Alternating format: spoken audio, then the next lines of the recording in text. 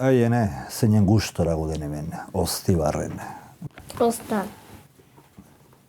Ozta? Ozta herria markatu. Haiene, zein gustora gauden hemen, Oztibarren eta Ozta herrian. Azizko urbenetaren bila etorri gara, eta bate baino gehiago esan dit, etorri horretik. Azizko, Oztan bizi da, hori lekutan dago. Eta nunbait ona ailegatzean bate baino gehiago egiten duen broma txantxa egi da. Ozta, ailegatu gara, ezta? Zer hiltzen dute? Balena. Ozta herrian gaude, Azizko urbenetaren etxean, eta gelditzeko modua, bada, duarik ez. Hala eta guztiz galdera egin behar. Azizko? Eguerdion, zugoz? Baita ze ederki. Ederki, ze etxe ederra, dukazue. Mil esker, ari gara poliki txukuntzen, albezala. 10 urtez. Bai, ez idurian. Zergatik, Oztan? Nola erran, honi iruñarra naiz sortzez, baina beti hippie xamarra izan naiz. Eta asteburu guziz beti eskapatzen nintzen mendira. Eta netako zen auto hartzea, eta Iruñerritik mendi desente batera iristeko, beti izaten zen, nola erran, ordu terdiko bide edo gehiago. Eta hain hemen bizitzea, netako da, ateratzea horko bortatik, makila hartu, zakurraikin, batzutan familiaikin ere, eta 20 metroren buruan hor nago lekurik eta oianerik eta aluzinantenean. Ez dut sobera sinisten fatalidadeetan, ez dut uste Iruñaran sortu izanagatik ere, behar nuen ez beti urbano eta nire garaia pasatu nuen, oso urbanoa, baina beti mendiak tiratu izan nau. Beraz, naturarekin badu harremana hartutako erabakiak zu ezagututa, nik pentsatzen nuen agian bazaila arrazoi kulturala, are politikoa ere esango nuke. Ez, batetik natura, bestetik adiskidetasuna, urte batzu lehenago hemen Oztibarren antolatzen baitzen Marrazkirri izeneko erakusketa. Eta guk garai hartan, hile gehiago genuen kopetan, eta fanzinea ateratzen genuen. Fanzine hitza, esplikatu behar zaile aurrei eta gaztei zertzen. Baina guk ezagutu izan ditugu fanzineak. Ostan guk ateratzen genuen garai hartan apartheid, eta Marrazkirrikoak interesatu egin ziren, etorri egin ginen, eta lehenbiziko momentutik sortu zen, horre pindarra edo nahi den bezala erran. Eta urtez urte, Oztibartarrak etortzen ziren San Ferminetara, eta gu Marrazkirrira. Momentu jakin batean nik nire urbanismo edo superurbano tasun hartan sentitu nuen krisi zikliko horietako bat, eta oran hemengo eskualdeko adiskide bati, Einauti, galdetu nion. Negu hontan, adoptatzen al nauk hemen etxen, behar duk inutil integral baten beharra edo kakak arreatzeko, edo baserriko laguntzetan eta lanetan laguntzeko. Negu oso bat pasatu nuen Ibarlan, ondoko herrian, eta horren sentitu nintzen izugarri ongi. Hemen bizitzeak badu bidaiatzetik badu zerbait ere bai. Etxean naiz, Euskal Herriari dagokion guztiarekin, hizkuntza dela, edo festa egiteko espiritua, edo elkartzeko manerak, umore klaseare bai, oso umore nafartarra da hemen, oso euskalduna. Eta aldi berean, bidaian naiz. Intermarché edo lako batera joan, eta produktu guztian etako arrotza dira. Gero ikusi beharrean pikoletoak edo zipaioak, hemen ikusten dira jandarmak. Bada olako, nolarran, epidermi bat, estaduak egiten duena, eta horren bidez sentitzen naiz bidaia etengabean. Eta aldi berean oso ongi babestua sentitzen naiz hemen Eskandinavian. Kombinazio perfektua. Eta bada jenterik, bada bizigarritasunik hemen? Bai. Hizkuntzarekin. Mendebaldean koofiziala da, koofizialtasun falsu hiltzaile baten barnean, baina bada espejismo asumitzen alden bat. Nafarroan beti persekutatua, eta iparraldean ez da. Hemen bizitza soziala, kulturala eta underground xamarra da, jakin behar da, baina hortarako da Euskal Irratia. Pizten duzu eta hor emanen dizute berri hemen eskualdean zenba gauza antolatzen. Erranezak ere, eferberzentzia diskreto bat badela, bino bada, ze pasatzen da, gero beste aldera ez dela pasatzen. Iruñan jendea joaten da esparrago rockera, Almeriara, eta ez jakin hemen Urdinarben, Iruñetik ordu eta 3 laurdenera, festival bat asteburu guziko egiten dela, doainekoa, mundu guziko musikarik etortzen direnak. Interesgarria izango da, oso, hemengo underground mundu euskaldun hori. Baina noski, kexu baldin bagara, Espainiak euskara hizkuntza nola tratatzen duen, zer esango genuke Frantziar estatuari buruz? Bai, segurazki Europako estatuen artean beligeranteena, segurazki Frantzia da.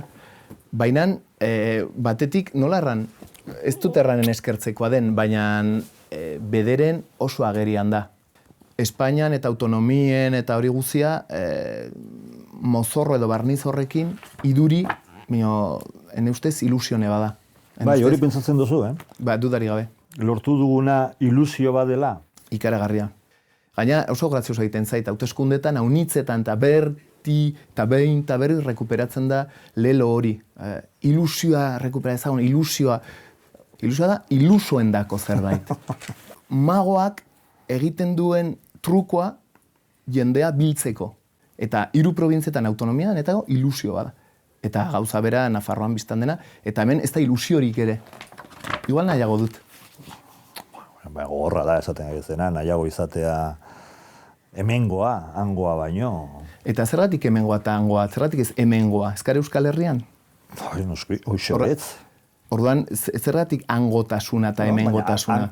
Egon delako nahi eta nahiez, arauetatik eratorritako babes moduko zerbait. Zuk ilusio, tzat, jotzen duzuna, baina nire esperientzian, ni badakit zer zen gure herria, adibidez, hizkuntza mailan duela 30 urte, zer izan ginen gu geu, historiako belaunaldirik erdaldunena gure herrian. Gu baino 10 urte zaharrago zirena, gu baino euskaldunagoak zirelako, eta gauza bera, 10 urte beranduago etorritakoak. Eta ordea gaur egun, nahikoa da Oñatiko plazara joatea, benetan herri euskaldun batekin topo egiteko, beraz, aurrera pausoak, aurtzezeuka ezinak dira alde horretatik, eta neurri batean etorri dira, ordenamentu aldaketa baten hildotik. Hemen ez bezala, hemen hori ezpaita ageri inun, ere ez.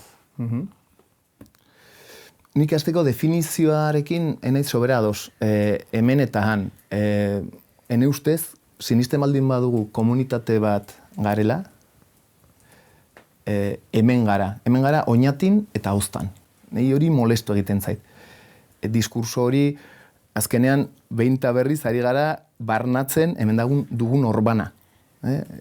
Nik sinisten dut komunitate bat garen.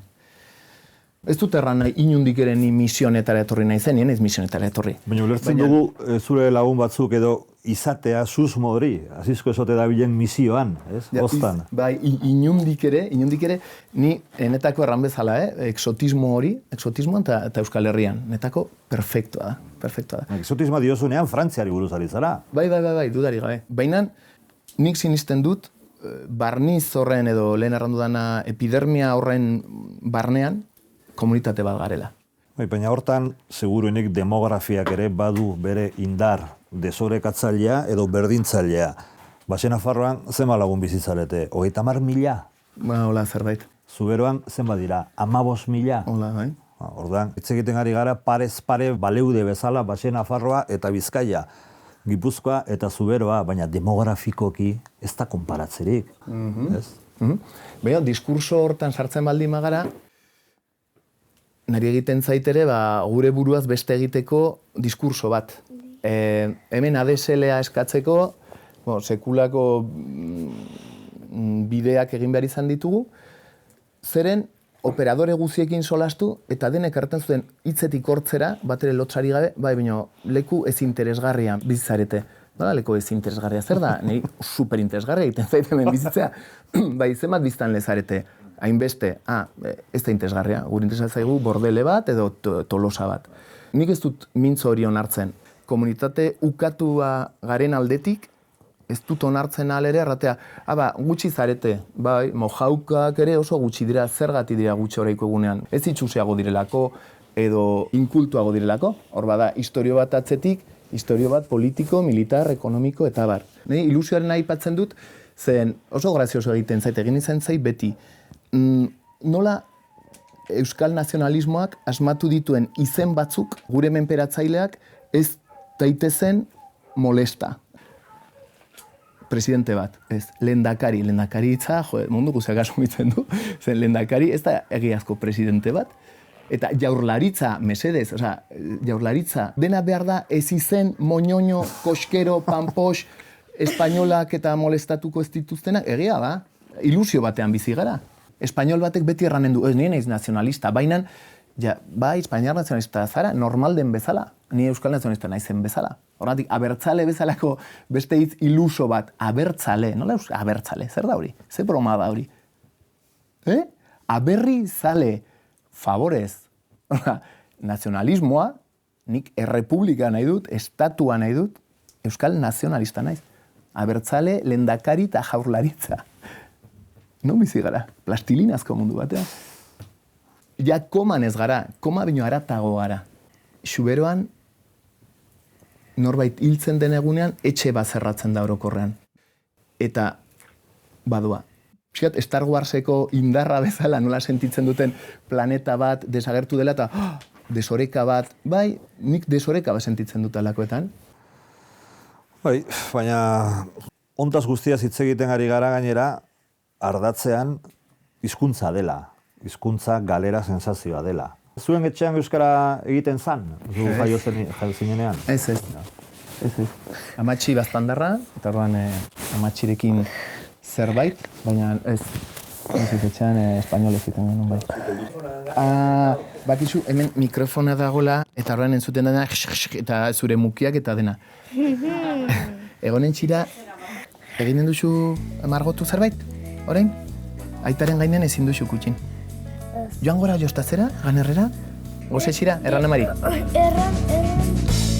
Goizean goizik eikitzen nahi zemen Lehen eguzkiak maioak doi gorritzen Auzoko bidea gora doa apalik Etxaburukoa baratze aldean dabil Txaraz begira lugari Etengabe aldatu zari den soroari Kantu bat goiz berriaren dako Kantu bat bizi pozaren alde Esaida zuen uniteke hobeki. Zu Iruñan sortua zara, zuen familian adibidez, euskara etzan nagusi, zu txikia zinela, heldu behar izan zenion horri. Alegia, misioaren kontua oso gure barnean badaramagula nahi eta nahi ez. Barkatu, nik misioa baino kasu horretan, laugarren korrika izan zelarik, eta Iruñan bukatu zenura, eta sekulako festak, karriketan, eta kontzertuak, eta zarama. Orduan nuen ez autonik zarama. Eta ez ulertu. Zeari naiz hemen huts egiten eta galtzen. Eta prezeski, nire ezagun batzuk euskaldunak zirenak, hor ziren bronka betean eta festan eta hau pasa. Eta orduan nik ikusi nuen nire burua, opla, amatxiren euskara, gauza xarrak, maitagarriak, ez, zaramak ninduen ni iratzarri, ez dut erranen Sabino Arana bezala nire tiniebla estrangerista, ez, baina alako batean ikusi, badela euskal mundu dinamiko bat, bizia, erakartzen hau ikaragarri gustatu, baina izugarri, eta orduan hasi nintzen, nik euskara ikasi behar dut. Iruña hartan, beti hori zen naiz, bazela txikitatik ere bai, bulgartasun bat, arronkeri bat errandezagun espainolez heldu zena, eguneko egun. Gero bazen mundu bat, batzutan erdara zena, batzutan euskaraz ere, ez dakit. Iruña postfrankista hartan, euskara zen arronkeriatik libratzen algintuena. Garai hartako jendeak esango luke moduan, zu sortua zara Nafarroako lehen familian, esaten zen moduan. Lehen familian? Ez zura aita bai baitzen orduan, Iruñako alkatea zen, Ez, izana, ni sortu nintzela, oran zinegotzi. Zuen aita euskaltzaina, oain berriki, Pamilaka atera du liburua, ez da, bere biografiarekin. Bueno, zuen aita zenaren kasuan badaude, datu biografiko benetan spektakularrak. Altxamentuarekin bat egin baitzuen, gero garai hartako Nafarro frankista hartan, beste udaletxoko alkatea izan zen, era berean euskaltzaina ere izan zen, euskararen aldekoa, militarra izan zen, baita ere, ezta? División Azulen izan zen. Bai. Eta goi estado, noa da, estado nagusiko kidere bai, Espainiako. Frankoren aldamenekoa. Bai. Eta, era berean, hemen gaudegu, hitz egiten Euskal Herri burujabeari buruz.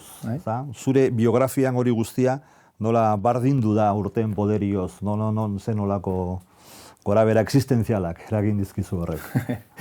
Ni, 22 urtetan nintzen, aita hiltzenean, eta horren ez dute egiazki ezagutu etxan. Etxetik, batzutan, euskal aitak direna, Sputnik batzuk, etxetik kanpo beti, oso serio, bai zerbait entzun, ari zela tala, baina ez sobera jakin. Eta horren, liburuaren bidez, jakin beste gauza, eta egiazki, orai bai hori erraten aldut, aitaia ehortzi dudala, eta ni liberatu naizela, ez? Beste norbaitek esango luke, igual, aita hil behar izan duzula, psikologian esaten den modan. Aitaia hila zen, baina nolarran urtetan zuk erran duzu izan da aita, izaten altzen guztia, gari hartan, ez? Orduan urtetan, izena asizko, deitura Urmeneta.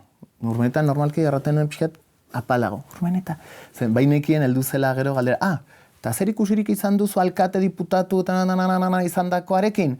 Bai, semea. Gogorra izan zaitori, gogortasun oso relatibo batean, ez?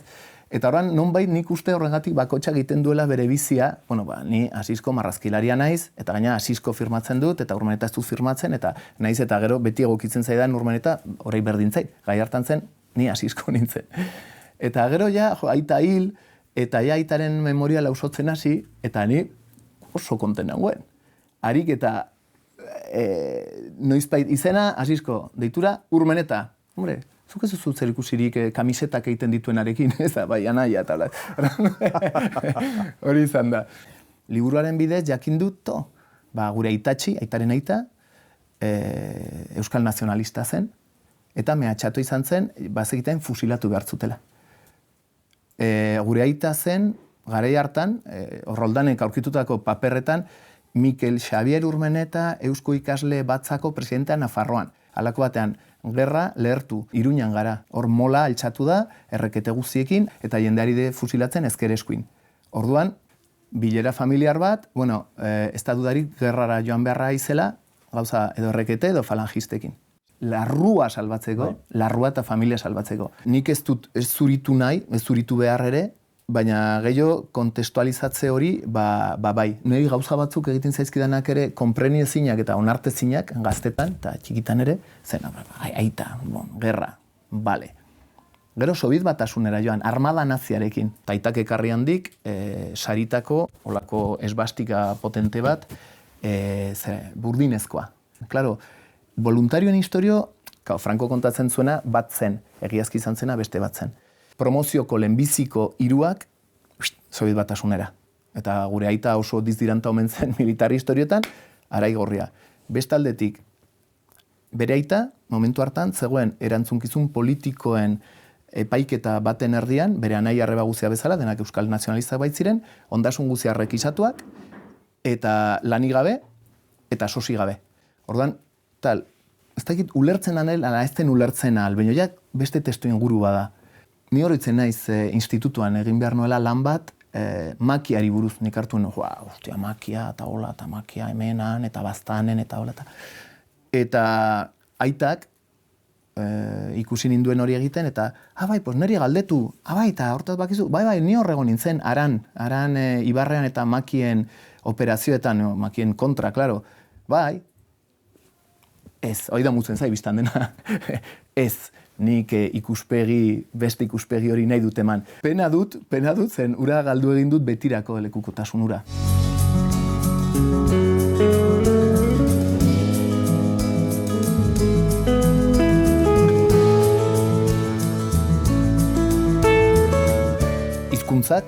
badu bere bilakaera.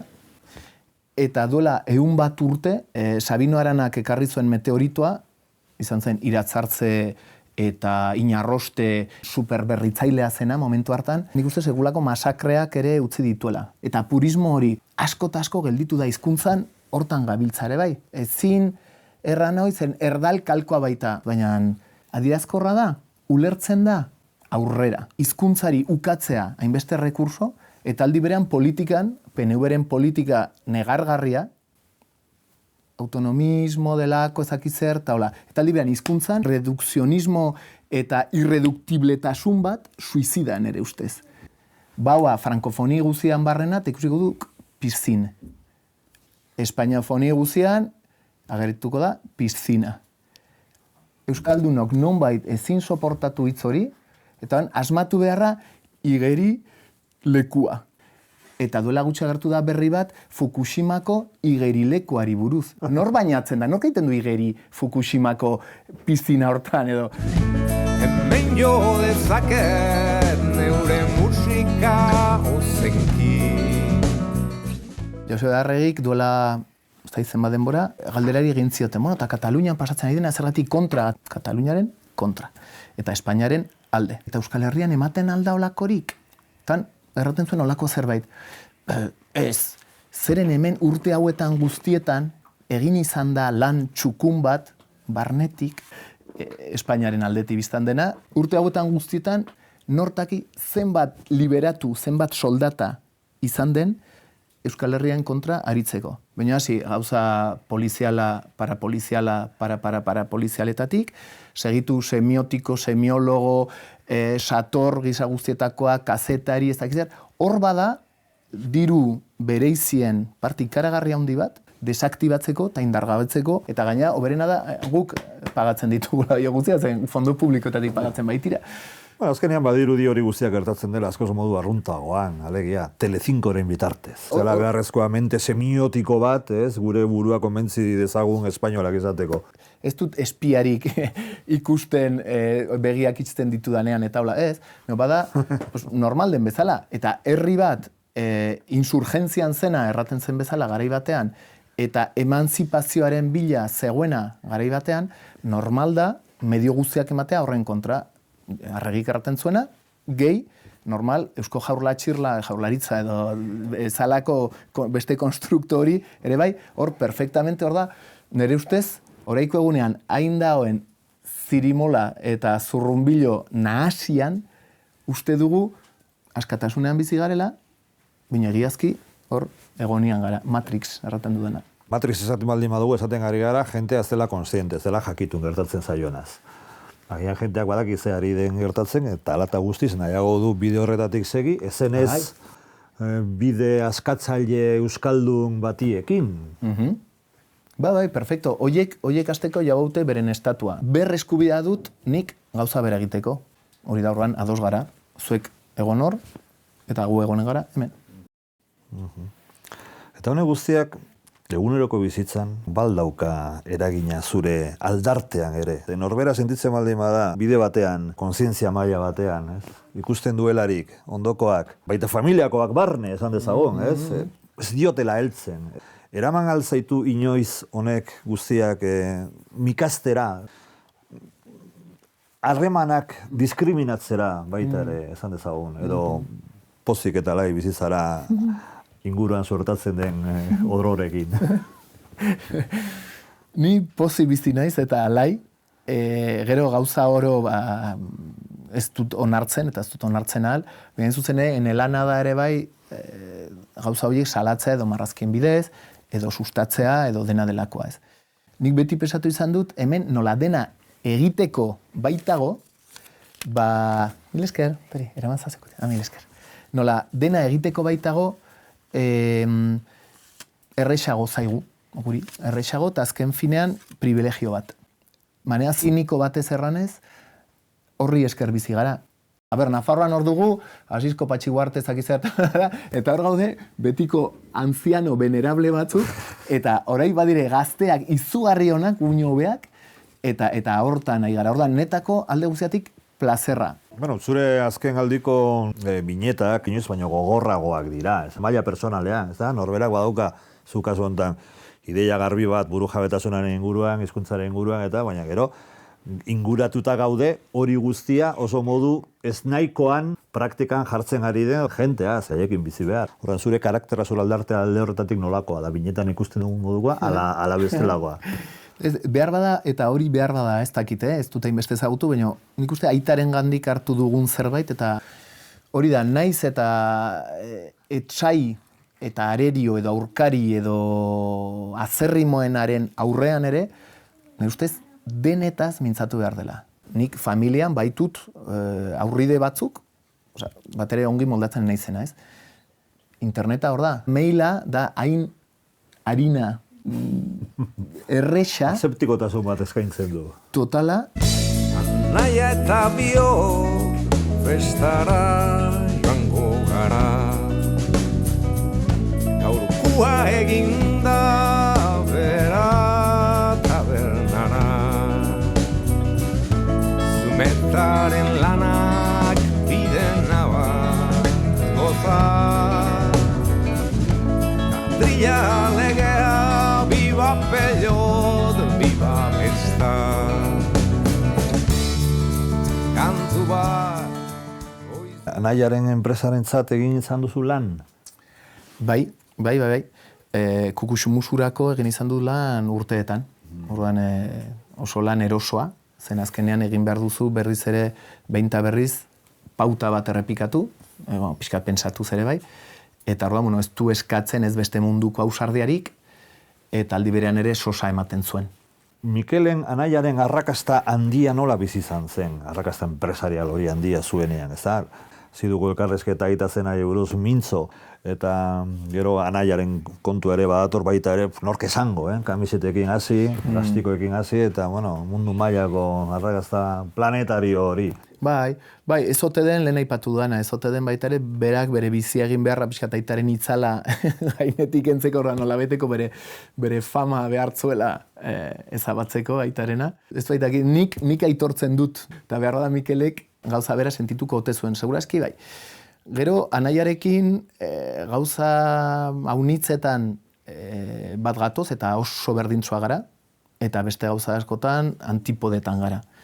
Mikelendako toreroa gauza universala da, eta berriz hartzaina lokala da. Bere epizentroa egina du, izan Manhattan edo izan espainolez mintzo den eremuan, eta nik nire bizia egina dut beste leku batean. Torran, berdin munduan da Manhattan edo Oztibarre biztan dela. Mingarria da zuretzat, adibidez, Mikel publikoki euskaraz ez moldatzea, ez agertzea.